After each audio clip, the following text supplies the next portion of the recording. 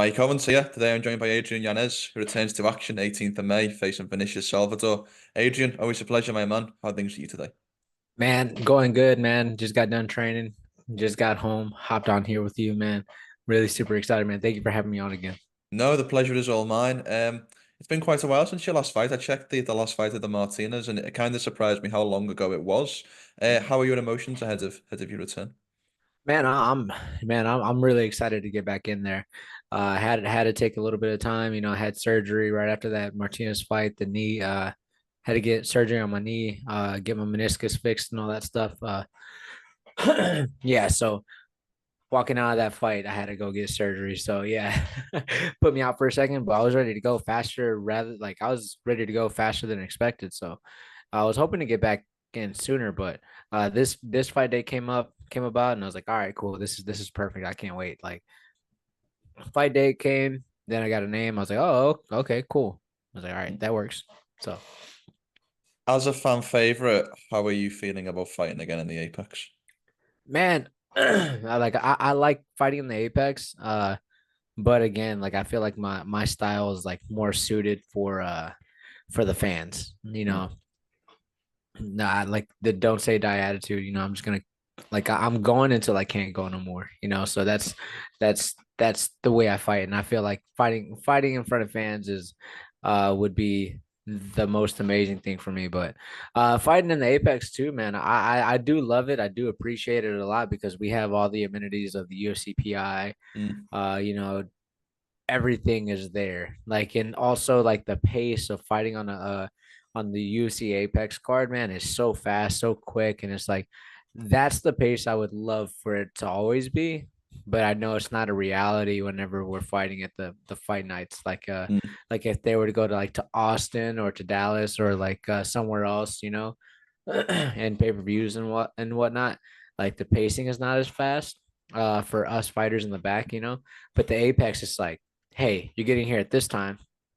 Get your hands wrapped. Go take the drug test. Uh, warm up, fight. Mm. And I like that pace. I like that pacing a lot, just because it's like in out, and then right after you get done with the fight, man, it's like you're out Vegas. You go back to your like go back, able to have a good time because the timing there is amazing. You fight at 5 o'clock. Mm. Fight at 5 o'clock. You're out by 6. And you get the whole rest of the time to go out there and chill and hang out, kind of relax, unwind, and all that stuff. So I like the pacing of the UFC Apex, but again, I want to fight in front of fans. Yeah, 100%. Before we touch on this fight, I want to one other piece of news. I saw you spend some time down at the Lobo gym with Diego Lopes. Oh yeah, What was that experience like? it wasn't at the Lobo gym, but it was in Vegas, in Vegas, at the Iridium Sports Agency gym. Oh, okay. So like pretty much like Lobo came to Vegas. So yeah, Right. technically it was a Lobo experience, but yeah, no, I loved it. It was fun. They re-energized me, for the fights, like re-energized me and wanting to train a lot more and like because being back home, just training, doing 2 a days and all that stuff, it's kind of getting burnt out. But then I came to Vegas and then just working with them, getting a new set of eyes on me and all that stuff, and training with some of the best, training around Alexa, Diego, Alessandro, some of the best, and then Lupi as well too. They had a lot of great people coming in. So yeah, man, it was absolutely phenomenal. Kind of like uh pretty much just like being around them and then just seeing how they were, kind of gave me a different vibe from when I am back home. They have the family vibe and all that stuff, and everybody here is just training partners. Mm. Little bit of technical difficulty there, but Adrian, you were talking about training at the guys at the Lobo gym. Oh yeah, yeah. That was like, man, best way to explain it is they re they re-energized me. They put a battery in my back. Uh and pretty much like re-energized me, man. It was valuable time that I had with them, and they treated me like family as soon as I went down there. It was fun training with the Lobo gym, but in Vegas. It was Mm. so fun. because we got all the amenities of the Apex, of the PI and all that stuff. So that was really, really cool. They treated me like family, so I really respected them, and being around great fighters like Alexa Grasso, Diego Lopes, Alessandro, and then Lupi, all of them it was just phenomenal, man. It was absolutely like it was phenomenal, man. They treated me like family, and man, like I got so much love and respect for them, man.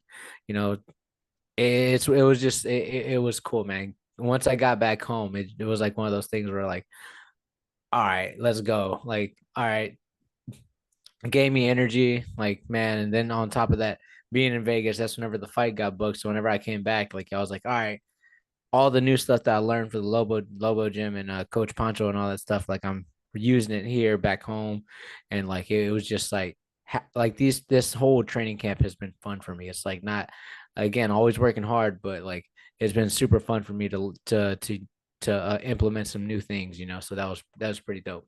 I love it. I love it. Well, let's talk about your upcoming opponent, as I mentioned, Vinicius Salvador. Mhm. Obviously, making the move up to your weight division from 125. Give me your overall scouting report on what you see in your next opponent. Man, yeah, him jumping up from 25 and then I immediately get him, that kind of threw me for a loop. I was expecting somebody closer to the top 15, but at the same time I'm with it. Like he was the first. Again, that fight even just coming about was like one of those things where I accepted a fight before I even knew a name. I Mm. was like, yeah, they're like, hey, got you a fight. I was like, oh, okay, cool. Went back to training. And then I was like 5 minutes later, I was like, wait, who am I fighting? Oh, they gave me a name. I was like, oh, okay, cool. Went back to training. Then I was like, came around. I was like, the fuck is this guy? Who the fuck who's Salvador? And I looked up, I was like, oh, I know exactly who this is. Okay.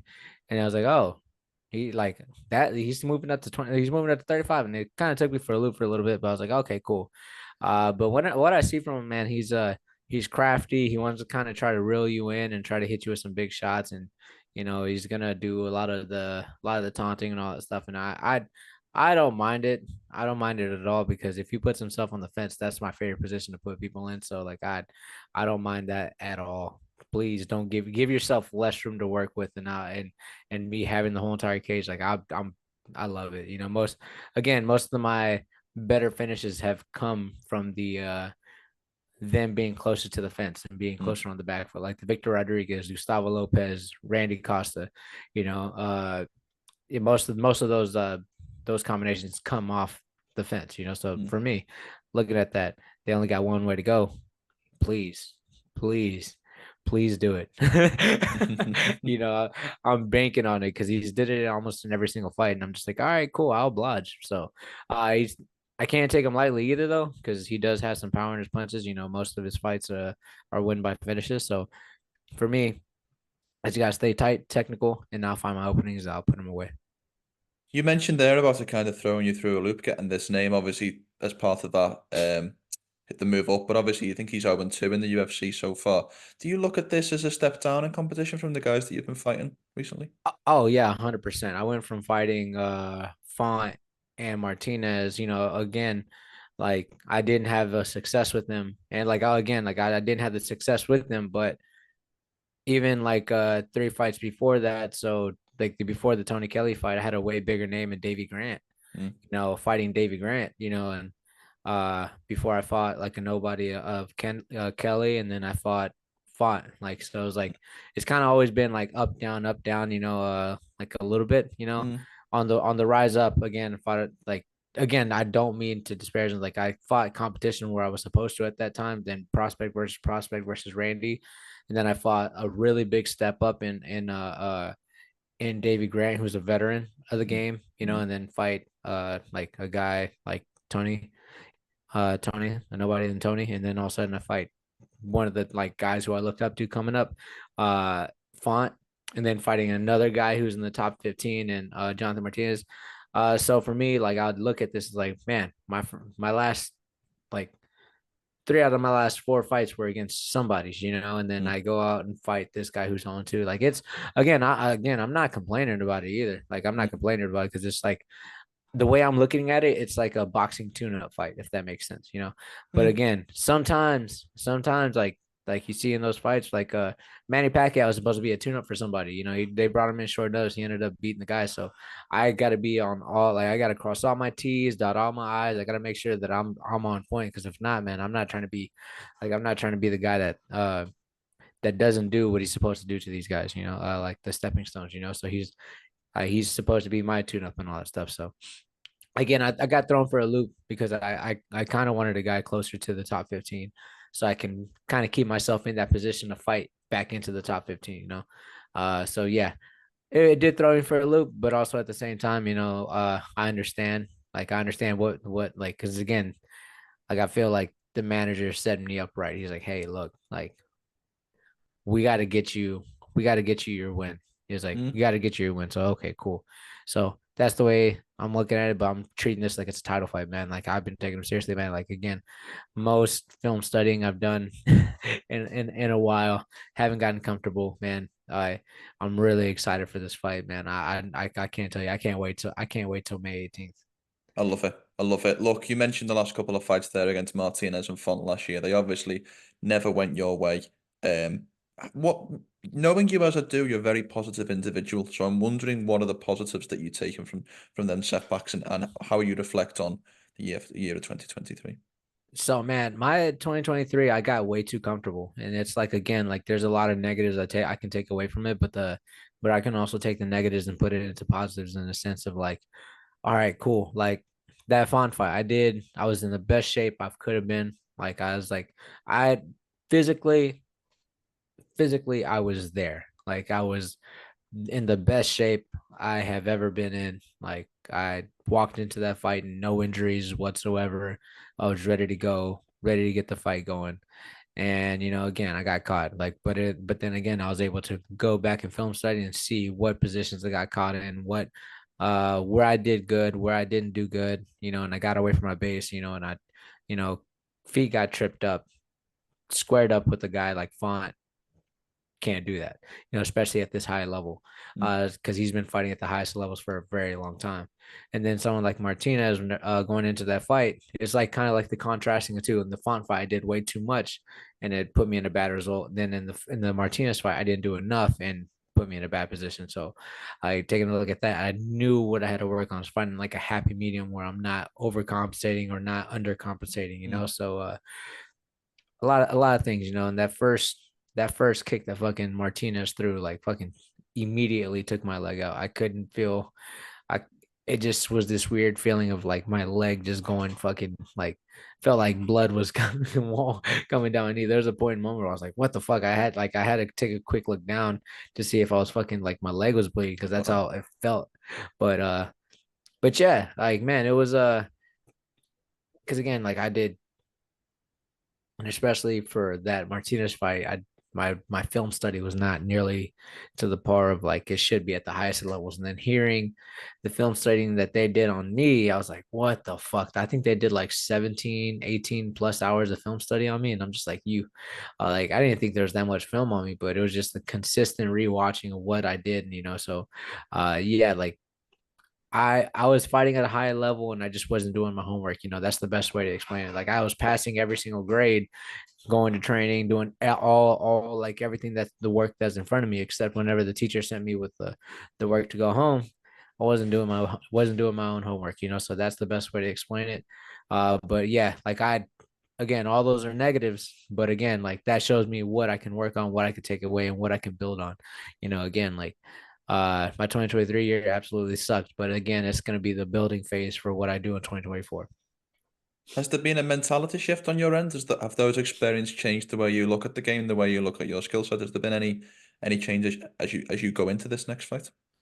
Oh yeah, like again, like my 2023 year, I thought I was invincible, especially walking into that font fight. Like Mm.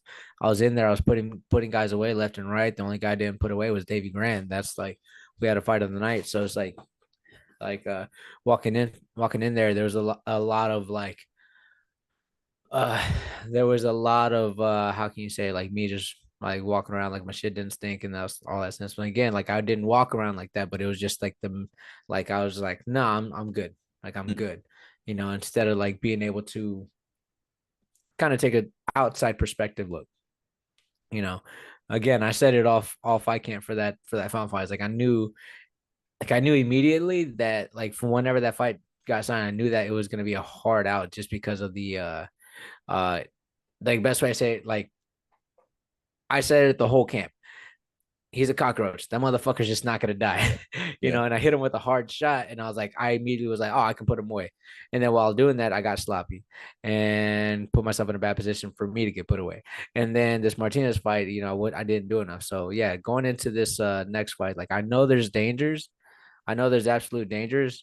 So like I'm tightening up and I'm getting ready for it. So I'm minimizing the percentages down. And also too, like I've kind of been walking around like, man, like pretty much like the best way to explain it, I'm just like I know I got to prove something to myself, you know, and then I'm gonna like I'm gonna prove like that's pretty much all of me. My mindset is like I don't need to prove anything to anybody, you know, because like again, like don't need to prove anything to anybody, but I only need to prove it to myself. Again, like these fans are fickle, everybody's fickle, and for me, like it's just proving to me that I belong there, you know, and I like I'm ready to go in 100% and like prove myself right, you know, because I tell myself all the time, like I'm one of the best in the world, you know. I just had a funky year, and I had, you know, I knew I needed to do better, you know, because I still believe I can compete with the top five in the division. You know, I see all those guys, and I absolutely know in my heart of heart I can compete with those guys. So for me, it's just the mentality shift of doing everything, no corners cut, and that's what I've been making sure I've been doing. You know, crossing all my T's, dotting on my I's, and making sure that I'm like sticking to what I say. You know, holding myself accountable, and that's what I'm here to do. And I like May 18th, whenever I go out there and I beat the dog shit out of Salvador, you know, that'll be proof enough for me. Like, all right, cool. Like, because again, like I'm not gonna be happy with the fight that is a 30-27 win for me. It has to be 29-28. I had no, not 29, 28, fucking 30, 26, 30, 25, 30, 24. Like that's Mm, like those are the scores I want to hear if I don't finish them. Like mm. that's where my mindset's at, you know. My bet on the 29, 28. I was like, I just got done training. I'm still trying to rehydrate back up. So so No, that I'm exhausted. no, you know, I was quite, I Yo, was thrown off. I've never heard a fighter say they want to yeah, I win a wanted fight, 29, win a 28. fight by losing a round. That's a strange Yeah. prediction. Yeah, and I was like, yeah, you know, I want to 29, 28. No, the best way I've been telling people is like, I want him hurting from head to toe, and it's nothing against Vinicius at all. Again, he's just the guy on the opposite side of the cage, and you know, I've like again, like I've been fighting people I like a lot. You know, I like Davy Grant, I liked Randy Costa, like I liked Rob. Like again, like I liked Rob, and man, it was just one of those things where like again, I looked up to him coming up, man. I remember making my professional debut whenever he was making his UFC debut in the UFC. So like that was kind of a little bit surreal to me too. And I kind of like it kind of got in like in my head a little bit too. Fighting Martinez. I really like Martinez. He was cool. I met him at International Fight Weekend, you know, and whenever I fought guys that I didn't like Victor Rodriguez, Gustavo Lopez, and Tony Kelly, you know, you saw what I did to him, you know, and that's the mindset I'm having right now. Is like I'm going to technically have a beautiful fight, and it's going to be a beautiful disaster. You know, I cannot wait to masterfully put him away.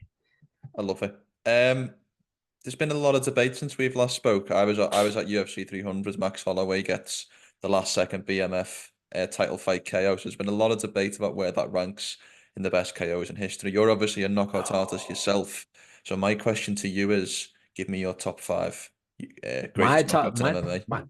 my top five finishes. Oh fuck, that's a good one. That's a good one. I am definitely putting up Max Holloway and Justin Gaethje top three for sure. Just not sure on the placement just yet. Mm, I will put hmm, Edson Barbosa, Terry Edom up there just because of like I think that might have been the first or second. But it was definitely one of the most like precise ones. I'll leave that one at five. Five right there. Four, I will probably say Jose Aldo, Conor McGregor, just because of the magnitude of that fight, and then how fast, like what he did, because again, Jose Aldo was at the top of his game, undefeated for a very long time. The accolades matter, especially whenever you like at that point in time when they fought. Like everything, I kind of like with all that, the magnitude of that fight, and then how fast it ended, and like how high that catapulted Connor. So that's, to me, that would be four. I think three would probably be Vitor Belfort versus Anderson Silva. Mm. Just because of it was the front kick to the face. Like it was like something like especially at that time. Well, especially personally for me, like I remember where I was at. I remember what I was doing. I remember like exactly the whole situation.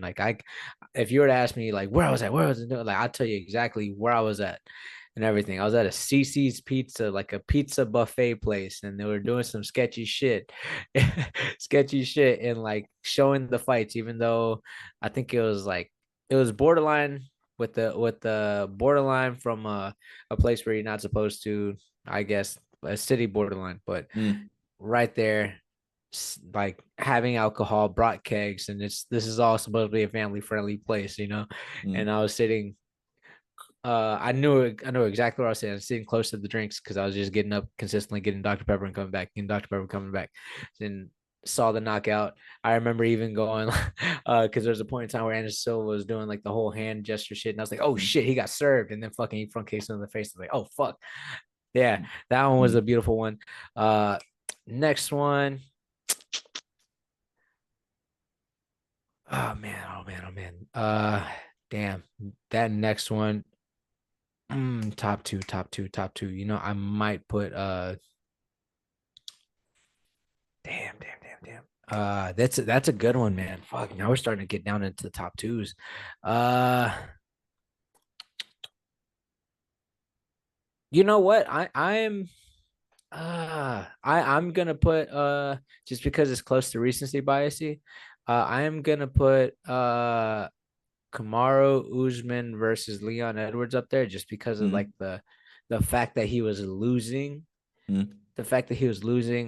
all the rounds and all that stuff, and just like the whole he's bullying you and all that stuff, and just getting amped up and like fighting Kamaru Usman, who was at that time like in consideration of being the greatest welterweight of all Mm. time, and just knocks him out. Mm. That to me, like just with everything going on, Leon Edwards on unbeaten streak, get one of the greatest of all time at welterweight, and Kamaru Usman. Yeah, everything there was just set for that. And then you know what? I guess I had to put Max Holloway and Justin Gaethje at number one, just because of the fact that like Justin Gaethje was like nonstop that fight, was trying to do everything he could to win, broken nose and everything. Even though like again, like Max Holloway was out there just was piecing him up, doing all the right things and staying composed, and he knew the dangers that Justin posed. In those last 10 seconds, he was like, you know what, fuck it, I'm gonna give you the chance. Mm. And if I'm in Max Holloway, if I was in Max Holloway's corner, I'd be telling him, no, fuck no, don't do it, don't do Mm. it, don't do it. And then like you're giving like the guy that punches that fucking hard and kicks that fucking hard the chance. Like again, people don't understand. Fucking Gaethje can crack like a motherfucker. Mm. And Max Holloway said, "I don't give a fuck. I know I'm up. I'm up 4 rounds to zip right now. 5 rounds to zip if we're counting like since it was last Mm. second. I know I'm up. Fuck it. We're going for it." And goes out there and actually does to Justin Gaethje what Justin Gaethje does to other guys. Holy shit. Yeah, I put that at one. Just and all on top of that, with all everything at stake, making it UFC 300, the platform and everything, Mm. just with how like everything was built. Like, man, after that, the next couple fights to me were bleh. You know, Yeah. the Yeah. next couple fights to me are bleh. And I felt again, I got like I love Jamal Hill, man. He's such a cool guy, man. Talking to him at Vegas every time I would see him, man. He's a super dope guy. So like, you know, like it kind of like drew me back down for the excitement of watching Jamal Hill fight. Like I had to muster up some energy to be like, oh shit, Mm. Yeah. not the result that I wanted, but but again, I had to muster up some energy for Jamal, but yeah, I put that one up there. So yeah, that's my top five. I love it. Adrian, it's always really a pleasure to catch up. Even better to see you booked to make your return. Thank you for the time today, and I wish you the best of luck with the next fight. Man, thank you, brother. You have a good one.